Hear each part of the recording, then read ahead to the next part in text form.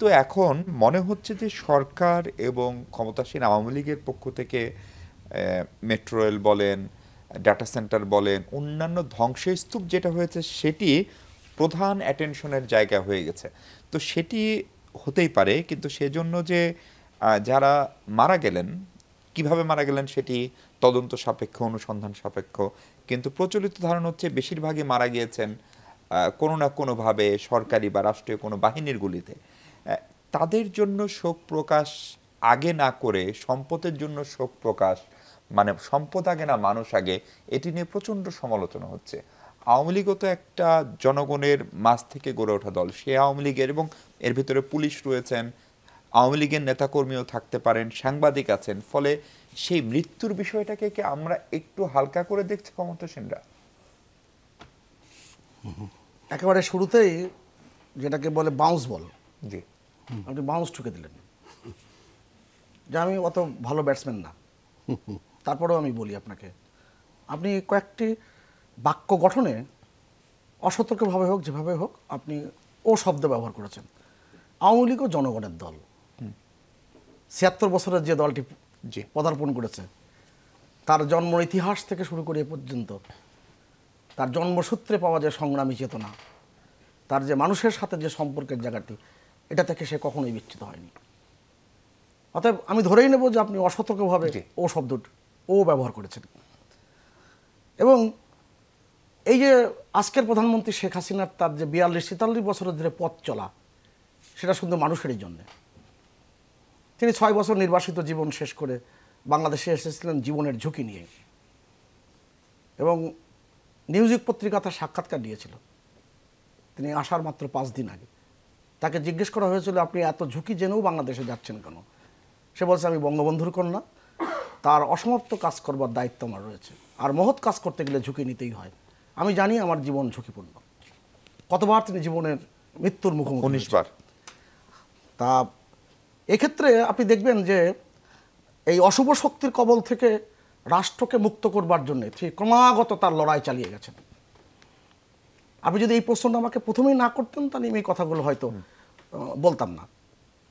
এবং এই যে সহিংসতা, জঙ্গিদের নির্মূল করা এবং সন্ত্রাসীদের পরিকল্পিত নাশকতা, সেটাকে রুখে দেওয়া, এটা তিনি সবসময় করার চেষ্টা করেছেন এবং করেছেন, এবং তার ইতিহাসও রয়েছে। এখন মানুষ হত্যা যারা করলো তাদের বিরুদ্ধে তার অবস্থান তো খুব পরিষ্কার। এবং তিনি আপনি খেয়াল করে দেখবেন যে এই ছাত্রীদের প্রতি তার অনুভূতির জায়গাটি, সহানুভূতির জায়গাটি আমরা আমাদের ছাত্র জীবনের একেবারে গুরুত্ব থেকে ৮০ দশকের প্রথম থেকে দেখে এসেছি।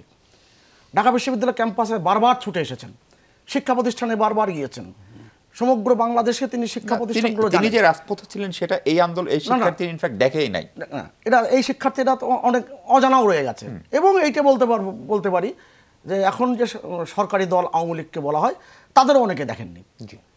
সেইটাই হচ্ছে সবচেয়ে দুঃখের ঘটনা, এবং তারা বুঝতেও চাচ্ছেন না অনেক ক্ষেত্রে, যে কারণে এই ব্যত্যয়গুলো দেখা দিয়েছে।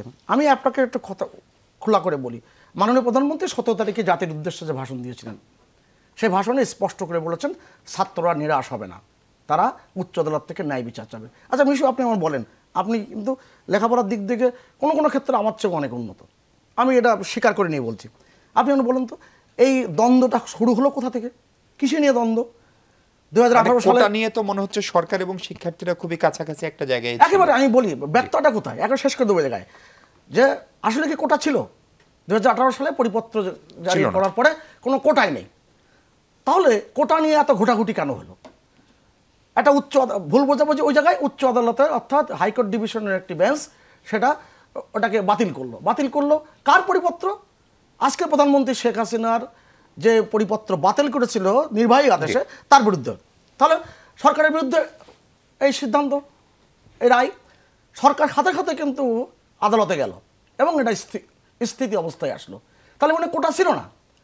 তাহলে এত মানুষ হত্যাকাণ্ড, এত মানুষের জীবন ক্ষয়, এবং খুবই দুর্ভাগ্যজনক ঘটনা। আর আপনারা কিন্তু বলেছেন যে এখানে কার গুলিতে মারা গিয়েছে, কীভাবে মারা গিয়েছে, এটা তো তদন্তের সাপেক্ষে ব্যাপার। আপনি কি নিশ্চয়ই আপনি গণমাধ্যমের একজন দায়িত্বশীল ব্যক্তি হিসেবে দেখেছেন যে কিভাবে মানুষ হত্যা করা হয়েছে, পুলিশ হত্যা করা হয়েছে, এবং দল মত নির্বিশেষে মানুষ এটা দেখেছেন।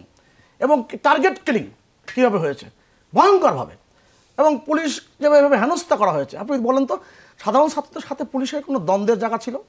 আইন শৃঙ্খলা রক্ষাকারী সংস্থারা 14 দিন যাবৎ যেই সংগ্রামটা করেছে। আপনি কি বলতে চাচ্ছেন তাহলে এটা কারা করেছে সেটা দিবালোকের মতো স্পষ্ট স্পষ্ট, সে তারা কারা? এটা যারা 2018 সালে ঘটিয়েছে, তাহলে যারা 2000 যদি আপনার কথা শতভাগ সত্যি যদি হয়, তারা যদি করেও, তাহলে রাষ্ট্রের নাগরিককে, রাষ্ট্রের সম্পদকে নিরাপত্তা দিবে কে? তার দায়িত্বটি কার? রাষ্ট্র নিরাপত্তা দিবে। এবং রাষ্ট্র মানে শুধুমাত্র সরকার না, জনগণ আছে, রাজনৈতিক দলগুলো আছে, সবাই এটা করবেন। যেমন এখন সাধারণ মানুষ মনে করে যে রাষ্ট্রের নিরাপত্তার দায়িত্ব দেওয়ার ক্ষেত্রে নানান রকম ব্যত্যয় ছিল বলে এরকম ঝুঁকিপূর্ণ জায়গায় আমরা পৌঁছে গেছি, এই যে এটা বলছে। কিন্তু খেয়াল করে দেখবেন 2012 সালের যদি আপনি খেয়াল করে দেখেন, এই যে মিশরের যে একটি আরব বসন্ত হয়েছিল, হোসনি মোবারকের বিরুদ্ধে যখন ছাত্ররা যখন যেই রাজপথে নেমেছিল, সেটা ছিনতাই করলো কারা? ইসলামী ব্রাদারহুড। এবং সেটা কি ওখানকার ছাত্র সমাজ থেকে বুঝতে পেরেছিল? লিডারশিপ ছিল না। এবং যে ভয়ঙ্করতার দিকে মিশরকে নিয়ে গেল, সেটা কি এখন তোরাও নিশ্চয়ই বুঝতে পারছেন। আমাদের এখানে এই ব্যত্যয়টা ঘটেছে সেখানেই, এবং ক্রমাগত উস্কানি দেওয়া হয়েছে। এবং আপনি কি চিন্তা করতে পারেন, বলছে নির্বাহী আদেশ লাগবে। উচ্চ আদালতে কোনো বিচার থাকা অবস্থায় নির্বাহী আদেশের কোনো সুযোগ আছে কিনা? আবার এমনও বলা হয়েছে, আগে তো রায় পরিবর্তন হয়েছে, বলা হচ্ছে যে কাদের মোল্লার ফাঁসির ক্ষেত্রে বলা হয়েছে, কাদের মোল্লার সময় রায় পরিবর্তন হয়নি, আইন পরিবর্তন করতে হয়েছিল, কেননা রাষ্ট্রপক্ষে আপিল করার সুযোগ ছিল না, সেটাই আইন পরিবর্তন করা হয়েছিল। নানান রকম এই ব্যত্যয় ঘটনা ঘটানো হয়েছে। বিশ্ববিদ্যালয় কেন্দ্রিক আমার মাস্টারমশাইদের হাতে যখন ছিল, ততক্ষণ পর্যন্ত কি কোনো সংঘর্ষের জায়গা তৈরি হয়েছে, কিংবা এরকম ভয়ঙ্করতার দিকে গেছে? আপনি বলছেন যে তৃতীয় একটা পক্ষ এসে আন্দোলনকারী, এবং এই পক্ষটা বাংলাদেশের মানুষ জানে, তাকে চেনে। কেন এই যে 28 অক্টোবর কারা করেছিল? আপনি আমাকে বলেন 2013 থেকে 2015 কারা করেছিল? দাদা, তো আপনি খুবই যৌক্তিক মানুষ, ফলে তদন্তের আগে এটা আইন শৃঙ্খলা বাহিনী বের করুক নিশ্চয়ই, তারপরে, এবং তাদের আসলে নিশ্চয়ই জনগণ সেটি নিয়ে বরং খুশি হবে আপনি যদি প্রকৃত অপরাধী যারা তাদেরকে বের করেন।